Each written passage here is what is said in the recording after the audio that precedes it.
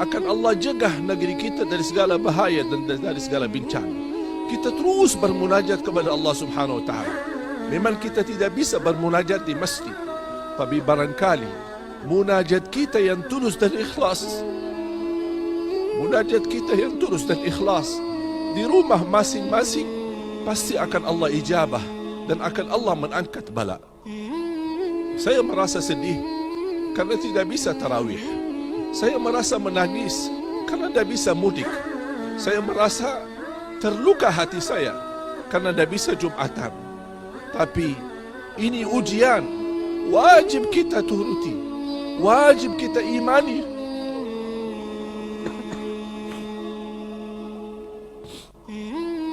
Wajib kita percaya takdir Allah.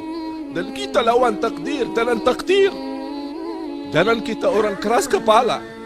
Kita harus bermunajat kepada Allah.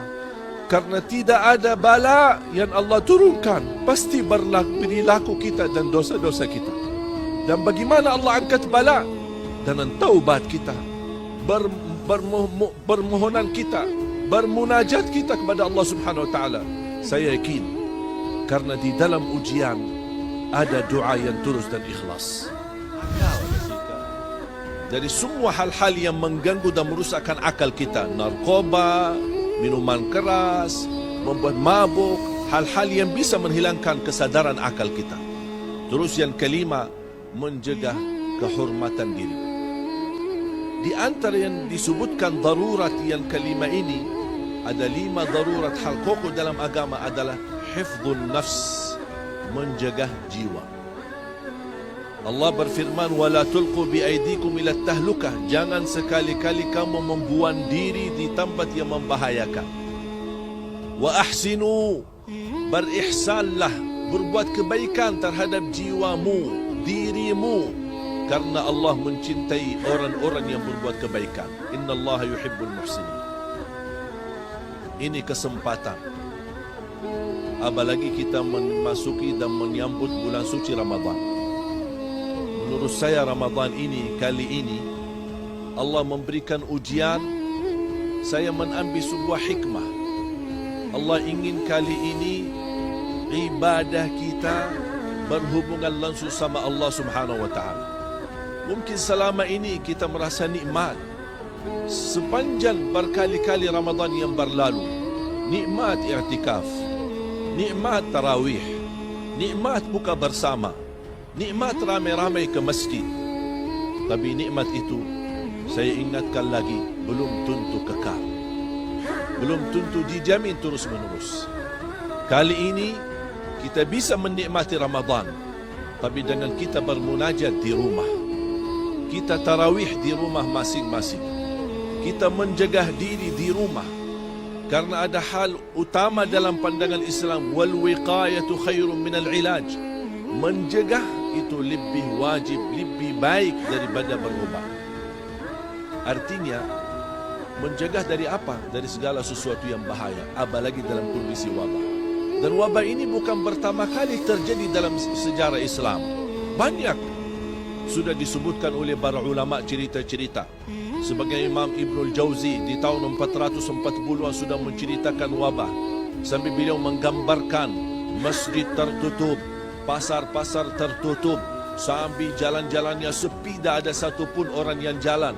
Begitu kondisi dan keadaan. Dan ini sudah terjadi berkali-kali.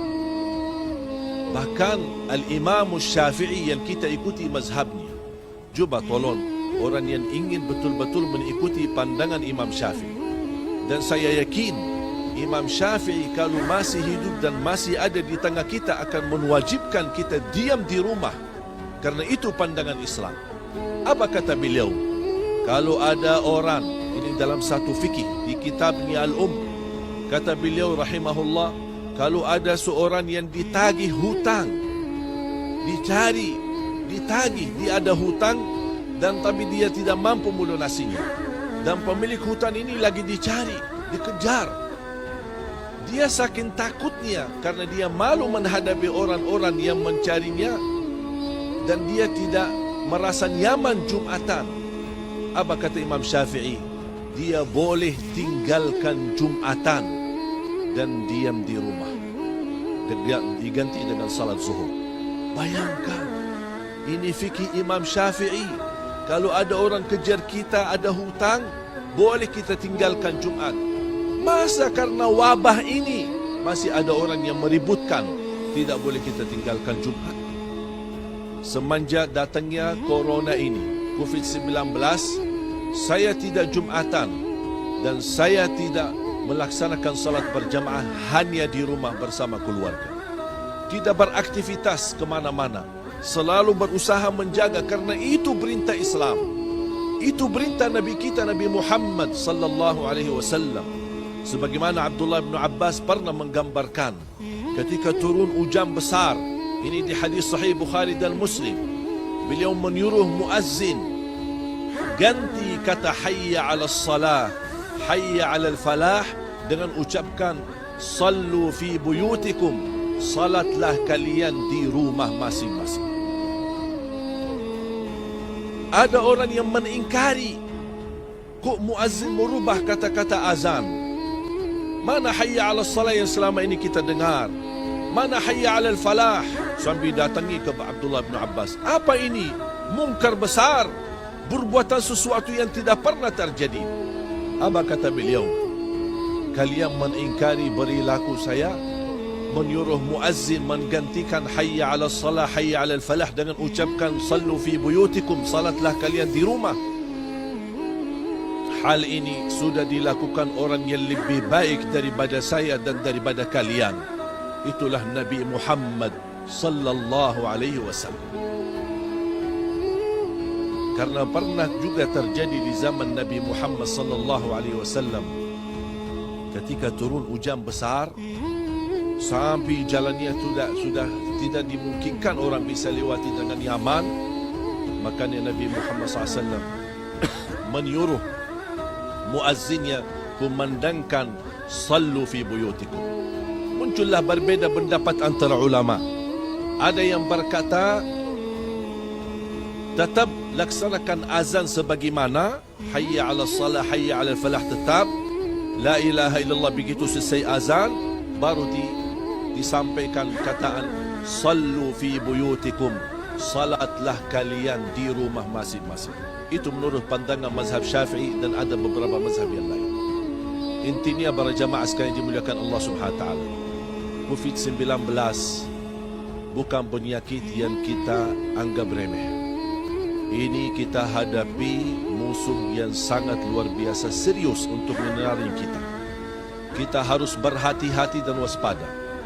Kemarin saya membaca berita di negara Arab Saudi. Satu hari lebih dari 1.300 orang-orang yang kena corona. Padahal di Arab Saudi itu sudah lockdown, sudah benar-benar luar biasa ketat, sudah diliburkan, sekolah tidak ada. Bahkan orang yang keluar untuk belanja saja, belanja buat makanan dan kebutuhan, bisa kena denda sampai 40 juta rupiah. Tapi begitu luar biasa aturan mereka ketat, tapi begitu juga kena penyakit corona. Gimana kondisi kita? Saya kadang-kadang keluar rumah melihat aktivitas ramai, di pasar ramai, seperti orang biasa-biasa aja. Bahkan tak pernah mencegah, tak pernah menjaga diri. Bagaimana bisa tidak pernah pakai masker, tidak pernah menjaga kebersihan. Bahkan kita seperti tidak ada berita apa-apa. Padahal sudah ada upaya dari pemerintah kita mengingatkan, waspadalah, memberitahu, mengingatkan kondisi dan bahaya. Tapi nampaknya masyarakat kita belum sadar. Jamaah sekalian, jangan kita panik dan takut. Diam di rumah, ini solusi yang tepat untuk kondisi sekarang. Beraktivitas di rumah, apalagi bulan suci Ramadan, sungguh nikmat. Kita bisa menjadikan nikmat bagi kita beribadah di rumah, lebih dekat dengan keluarga. Mungkin selama ini banyak orang yang beraktivitas di luar rumah, bahkan jarang sempat buka puasa bersama atau sahur bersama keluarganya. Kali ini, tahun ini kita jadikan Ramadan spesial, Ramadan istimewa, Ramadan khusus, hadiah dari Allah Subhanahu Wa Taala, membuat kehidupan Ramadan bersama keluarga. Baca Al-Quran bersama-sama, tarawih bersama, menjaga kebersihan. Kita ingat bagaimana Allah Subhanahu Wa Taala dan Nabi Muhammad SAW memerintahkan kebersihan. Allah mencintai orang-orang yang selalu dalam keadaan suci. Dan alhamdulillah dalam pandangan Islam, menjaga wudu tanda kesempurnaan iman. Selalu cuci tangan, menjaga kebersihan pakaian. Kalau keluar ada urusan darurat tidak bisa ditinggal, tolong bagi maskar. Mohon jamaah sekalian, jangan membiarkan wabah ini menular kepada seluruh negeri kita. Apalagi mudik. Saya ajak orang Madinah. Orang tua saya berada di sana. Saya sudah mengambil keputusan tahun ini tidak mudik. Walaupun ada kesempatan saya bisa mudik, tapi saya tidak mau. Menapa? Bukan saya butuh silaturahim. Siapa yang tidak ingin silaturahim bertemu dengan orang tuanya? Orang tua kita adalah surga. Surga kita di dunia. Makanya kita ingin silaturahim bersama mereka. Bahkan kita tidak mau tinggalkan mereka. Tapi kondisi yang menentukan. Kita tidak butuh silaturahim, tapi tetap kita bisa dan mampu menjalin silaturahim melalui video call dan jarak jauh. Mudik, kita tahun ini menjadikan mudik kita di rumah untuk menjaga keluarga kita, menjaga kebersamaan kita, dan menjaga kesehatan kita. Mungkin ada orang berkata, saya mampu menjaga diri. Sebenarnya jamaah sekalian, bahayanya sebenarnya bukan orang yang sakit.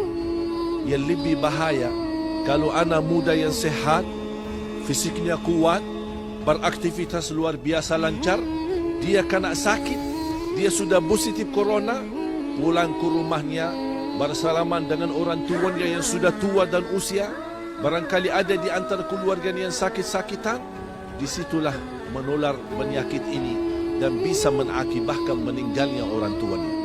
Orang berkata, anak muda saya sehat dan merasa kena corona, saya biasa-biasa aja. Ya, memang biasa-biasa aja, tetapi belum tentu karena anda belum pernah cek, belum pernah periksa, bisa positif corona walaupun anda merasa dirinya kuat dan sehat. Hati-hati, ini bisa tertipu dan bisa kita kena bahaya corona dari tempat yang kita tidak sadar. Makanya jemaah sekalian, waspadalah. Selalu menjaga kebersihan, cuci tangan dengan sabun dan air yang mengalir minimal 20 detik, dan kita terus selalu berpakai maskar. Apabila ketika sudah kita ada perlu kita keluar, kita usaha jaga jarak minimal 1-2 meter. Ini kondisi kalau kita darurat. Tapi kalau boleh saya usulkan, stay in home, diam di rumah. Tidak ada urusan yang terpenting daripada untuk menjaga kesehatan kita.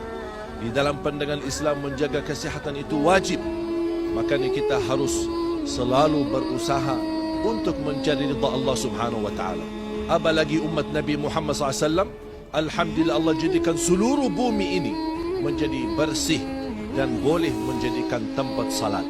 Berarti di rumah kita bisa beraktivitas salat. Ayo, jangan mudik. Jangan fikirkan bagaimana kita bertemu dengan keluarga, tapi kita utamakan kesehatan keluarga. Kali ini kita beribadah di rumah dan kita produktif. Bagaimana bisa menjadikan rumah adalah jannati, surgaku, rumahku. Disinilah kesempatan kita jadikan di bulan Ramadan ini, rumahku, surgaku, dan kita beraktivitas ibadah. Berita gembira dari Nabi kita Nabi Muhammad sallallahu alaihi wasallam. Ketika kita mendapatkan ujian ini, wabah ini, ada orang bertanya bagaimana kondisi ibadah kita.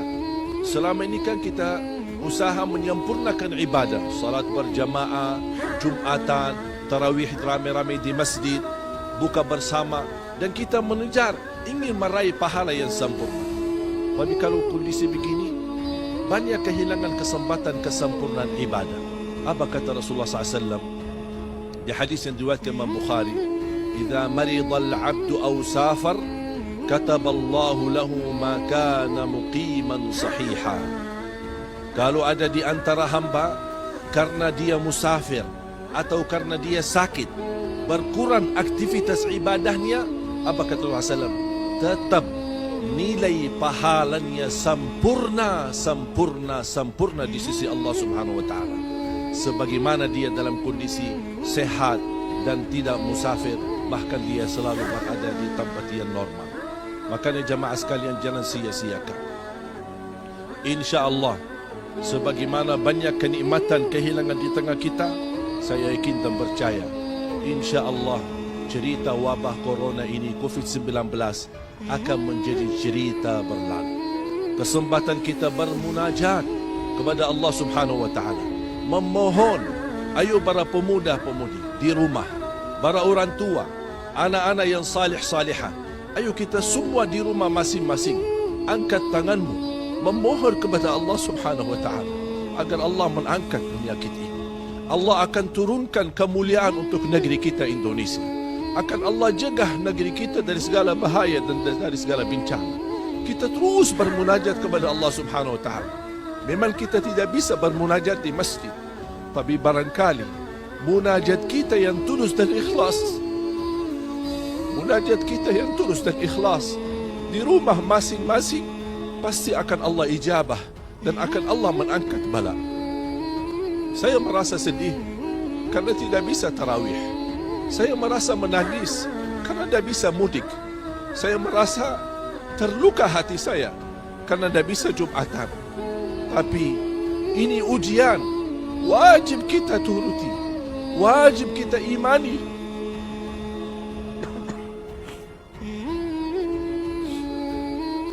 Wajib kita percaya takdir Allah, dan kita lawan takdir.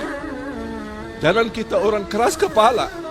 Kita harus bermunajat kepada Allah, karena tidak ada bala yang Allah turunkan pasti berlaku kita dan dosa-dosa kita. Dan bagaimana Allah angkat bala? Dengan taubat kita, bermohonan kita, bermunajat kita kepada Allah Subhanahu wa taala. Saya yakin, karena di dalam ujian ada doa yang tulus dan ikhlas. Selama kita senang, tidak pernah merasa doanya ikhlas. Makanya inti dan hikmah daripada ujian, Allah akan memilih siapa yang bisikan doanya yang ikhlas. Ini kesempatan menjadi hamba yang ikhlas untuk menantarkan negeri kita Indonesia baldatun tayyibatun rabbun ghafur. Kita angkat tangan dengan tulus hati. Kita ingat, ternyata selama ini banyak nikmat yang kita dapat, tapi kita belum mampu mensyukurinya.